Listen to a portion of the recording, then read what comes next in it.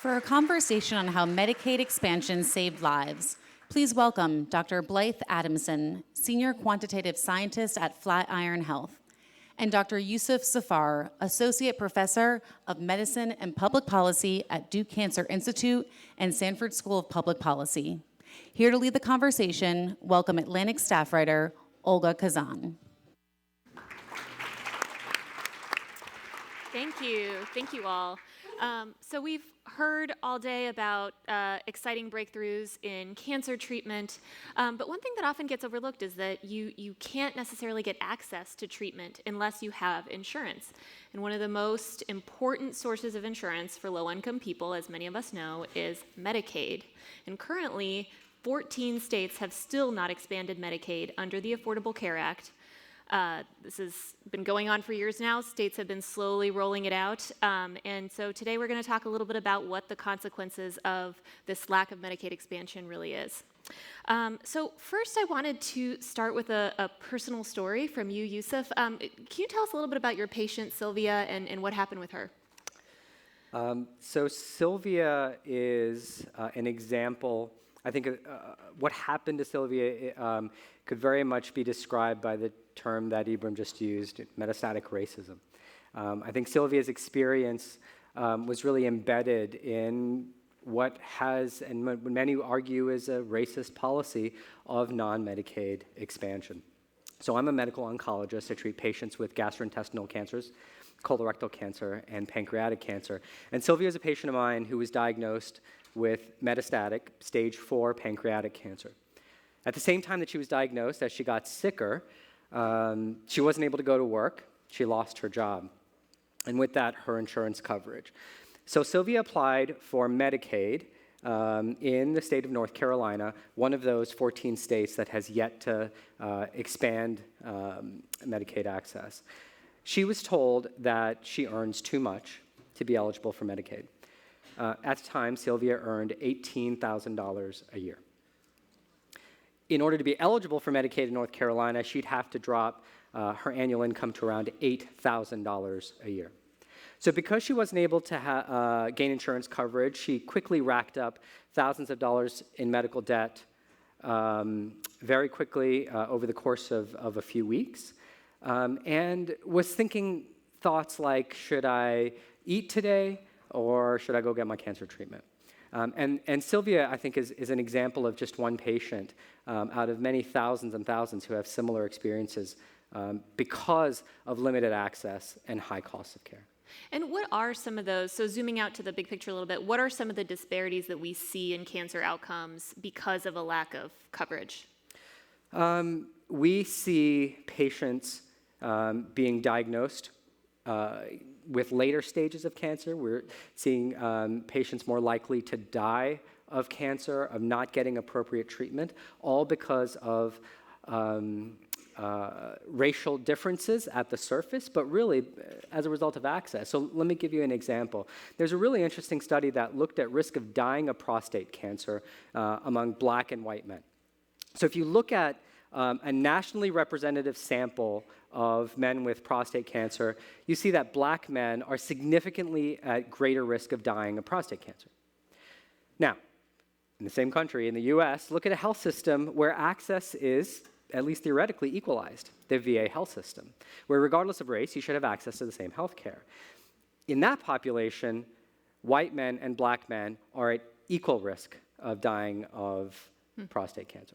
So if you stabilize, equalize the coverage, you equalize the outcomes. Exactly.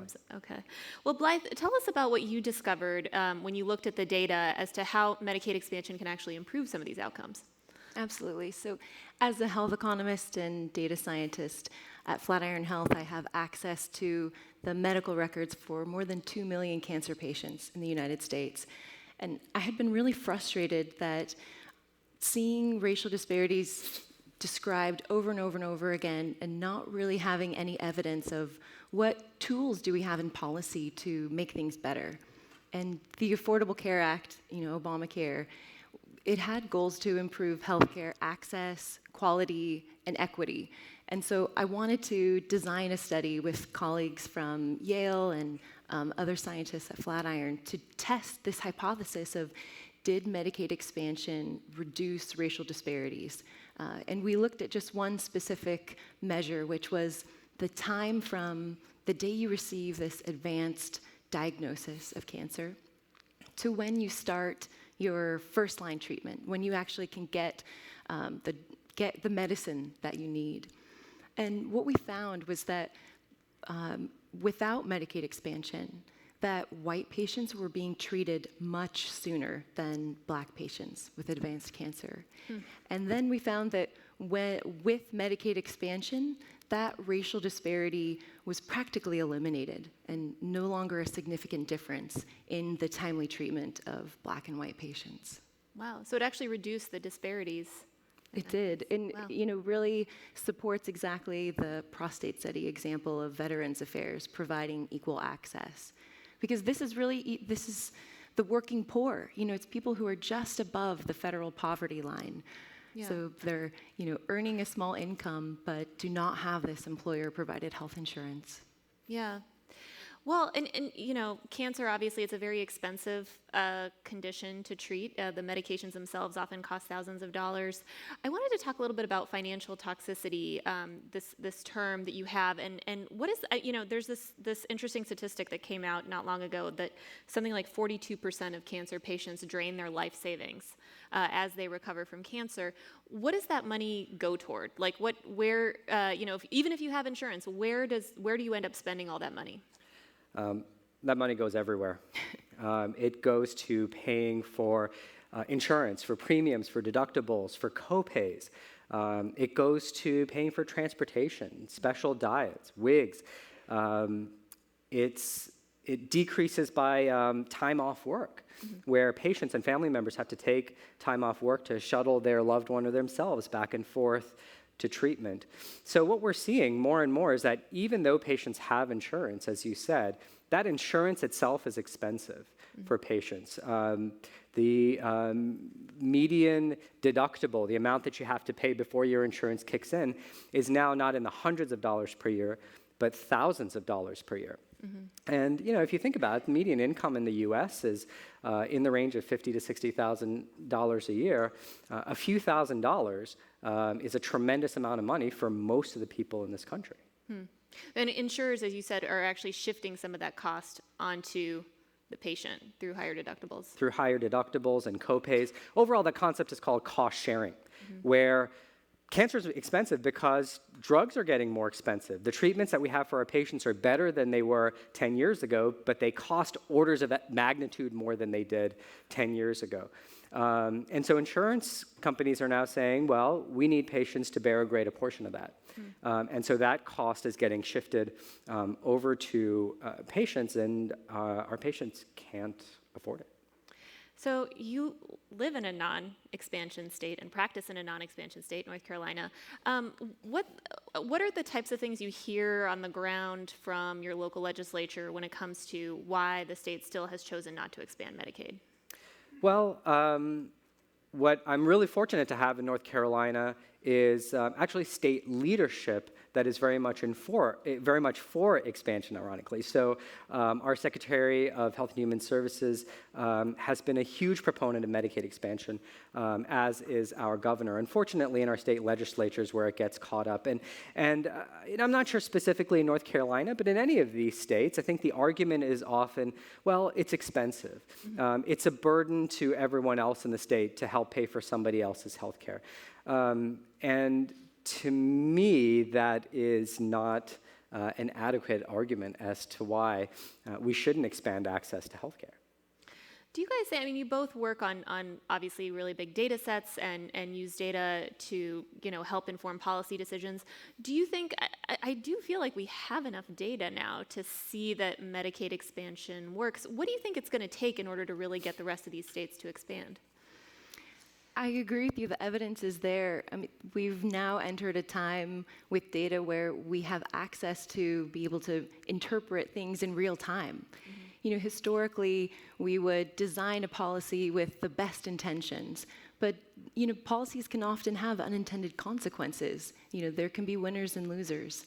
But now we are able to use real-world data to look immediately and see how is this policy affecting racial disparities or people of different socioeconomic status. So we do have this opportunity now to generate evidence for evidence-driven policy. Yeah. It's getting harder and harder to argue against broader access to healthcare in any context.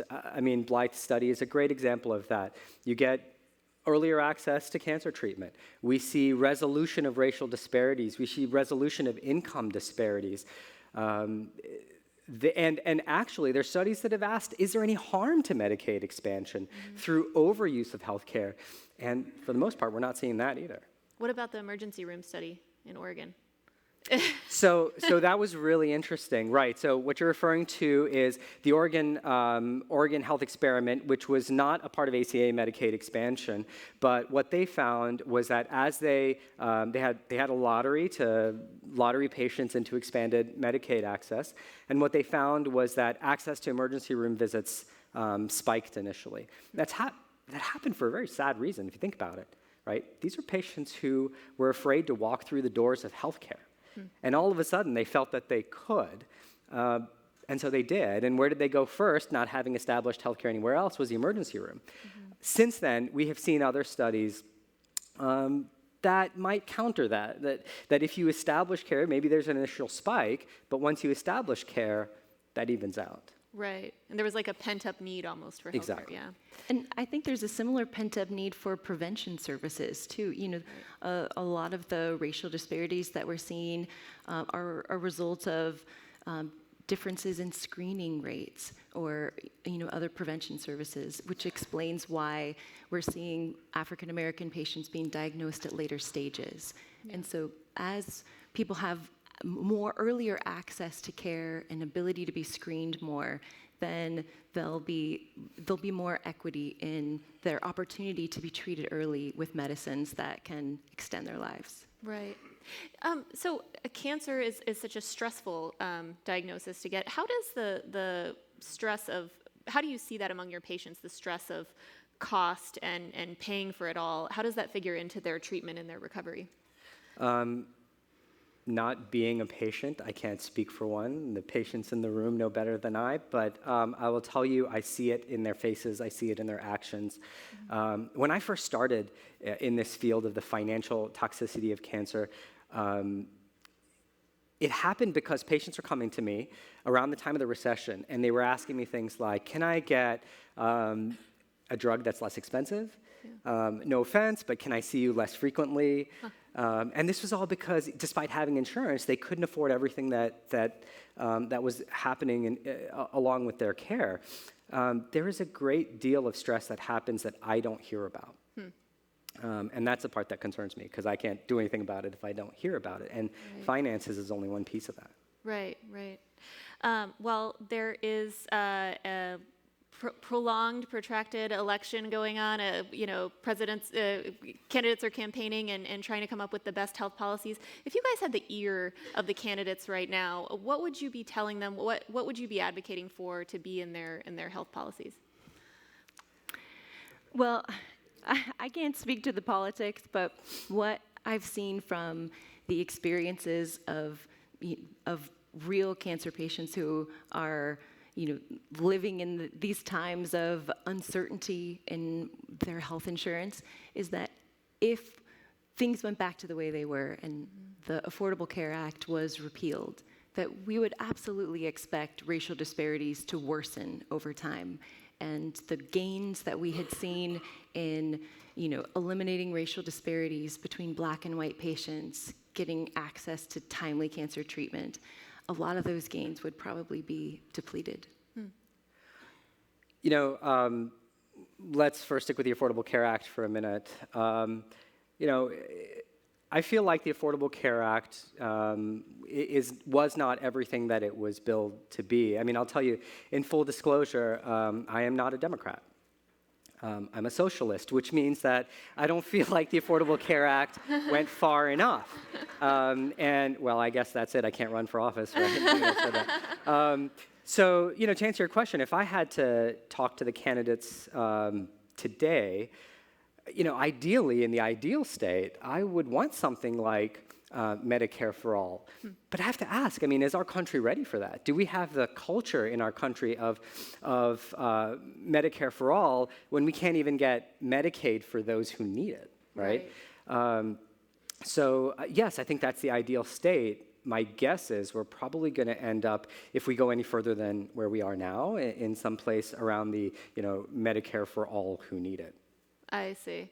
Do you think that kind of iterative changes or repairs to the ACA would be helpful, or should Democrats just move beyond that and go straight to single payer? Well, again, I think everything that we can do to adjust some of the issues that we have under the ACA is better than nothing. One of those issues, for example, is the out-of-pocket maximum. I think a lot of us thought, wow, it's great, patients max out every single year in terms of how much they have to pay. Well, today, that out-of-pocket maximum is somewhere between $7,500 and $8,000 a year. In my state, again, median annual income is about $50,000. So for somebody who gets diagnosed with cancer in December, they'll max out immediately. Then January comes around, guess what happens, right? So within 60 days, they're $16,000 in debt, and they barely bring that much home. Wow. So that's one aspect, I think, where we haven't focused as much on the patient burden of cost when it comes to the ACA. We focused a lot on systemic health costs. Right. Well, thank you so much, Yousuf and Blythe, for the very interesting conversation. And thank you all for being here. Thank you. Thank you.